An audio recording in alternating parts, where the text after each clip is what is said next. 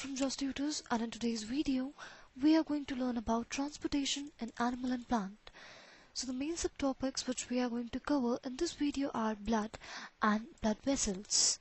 Let's move forward. So here are a few pre-assessment questions for you. You can please pause the video and try the given questions, and once you are done you can resume it after to check your answers. We'll pat you back if all of your answers are correct. And now let's move forward and let's have a quick discussion about blood. So if we think of blood, we can say that it's a kind of fluid which flows in the blood vessels, and that helps to transport food, water and oxygen to all parts of the body. If we talk about that fluid part, that is known as plasma. Let's move forward and let's talk about different components of blood. So the main components of blood are blood cells, platelets and plasma. Let's have a quick discussion about each of them in detail. So the first one is blood cells. There are basically two main kinds of blood cells in the human body or in the human blood. That's called red blood cells, and the next one is white blood cells.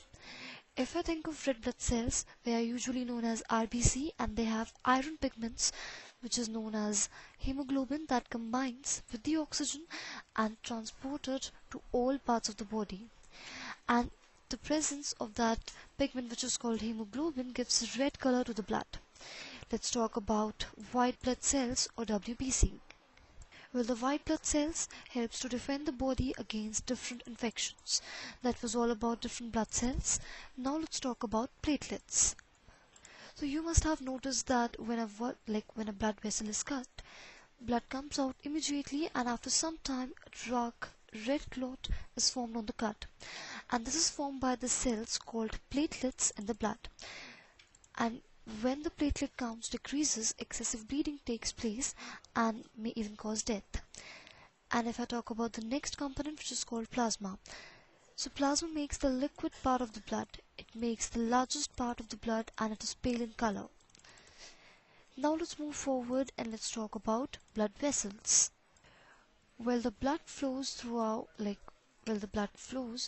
through narrow pipe-like structures in the body, and they are called blood vessels.